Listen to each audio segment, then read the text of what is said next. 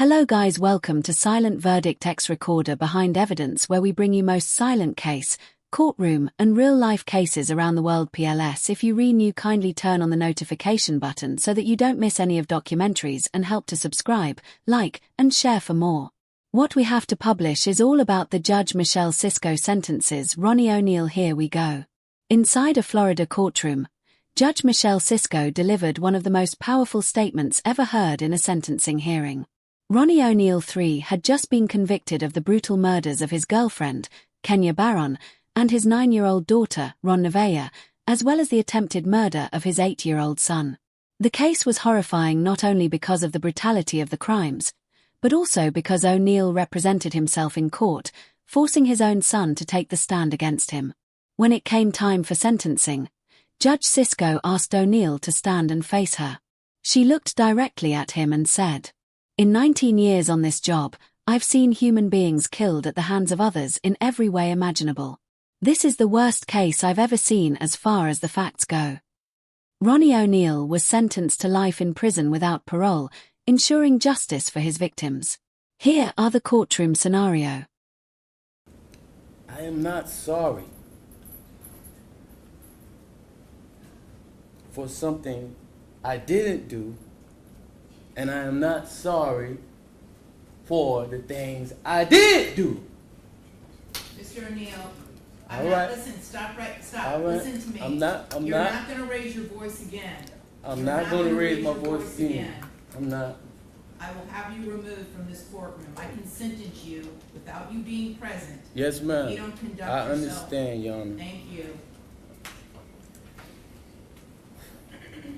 you. But I will say,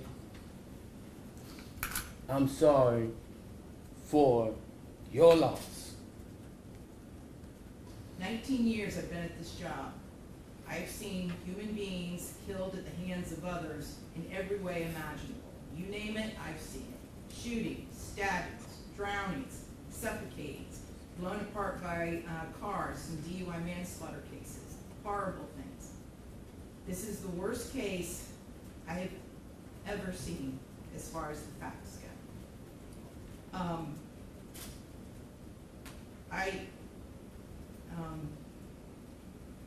When the person from fire department, when he testified, and when he said that he retrieved the body of Ronnie Oneal from the home, and all he could do was sob. It took every ounce I had not to start sobbing too.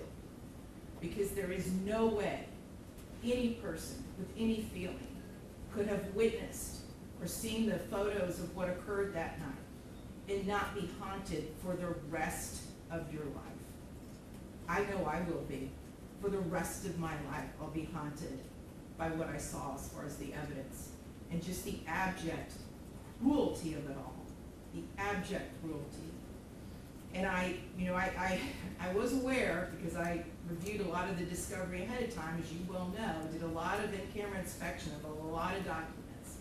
And I was aware there was some evidence, at least, that when you needed to recover from your gunshot wound, that neither your parents nor your Aisha, Ms. Robinson, would let you come recover at their home. I don't know if it's true or not. I'm not going to get into a dispute.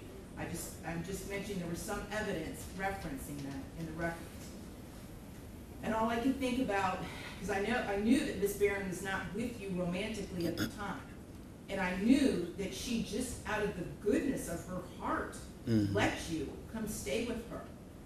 And it is beyond tragic that that critical decision ended in so much horror for her and for her children. It is unspeakably cruel what happened as a result of that one decision. The way that Ms. Barron died was horrific, and that 911 call, which captured truly all of it. You heard, and everyone who's heard that 911 call heard a death scream. If anybody ever wants to know what it sounds like before a human being dies, knowing that their death is imminent, that's exactly what it is. That was a death scream.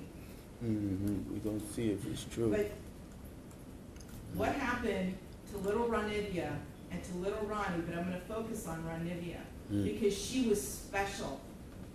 And you could tell Miss Barron had done everything she could to create a beautiful home for her family. I noticed that the Ronivia's bedroom, before you set it on fire, you could tell she tried so hard to make her feel like a princess.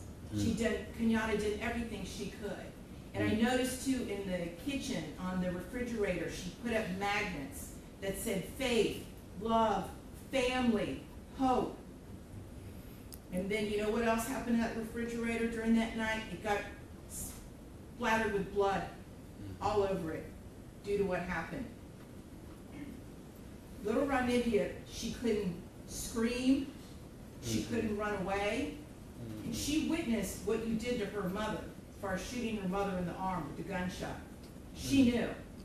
And the horror that that child suffered. And she already had a life where she was born with challenges regarding her physical and her mental disabilities. But the pain and suffering that she suffered that night at your hands, unspeakable, absolutely unspeakable.